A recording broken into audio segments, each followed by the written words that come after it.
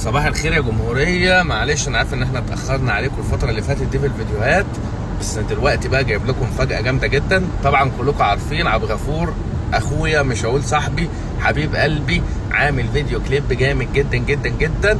هحط لكم اللينك بتاعه دلوقتي وتخشوا تقولوا له انتوا جايين من عند حوارات وتقولوا ايه رأيكم. ان شاء الله كده بالتوفيق، ان شاء الله ربنا يوفقك يا عبد الغفور يا رب. عايز اقول لكم هعمل حاجة عظمة عظمة عظمة عظمة، وهو صوته جميل ومحترم واخلاق. مش هوصيكوا بقى، انا عايز اشوف تعليقاتكم كلها هناك بقى. يلا بينا، هحط لكم اللينك دلوقتي، كسروا الدنيا في التعليقات هناك. الحمد لله بقيت اعرف اعمل استشوار، بس مش ناقص بس غير المشكله في الشعريتين اللي بيقعوا من الجنب دول. اخر حاجه على فكره الاستشوار ده انا اللي عامله، قولوا لي ايه رايكم بقى. فنان، انا اسطوره قسما بالله. الحمد لله، احلى حاجه مفرحاني ان انا بقيت عارف امسك الاستشوار. هقفل لكم رماس. زي ما انت شايف بيج بوس ماشي مظبوط زي بيج بن.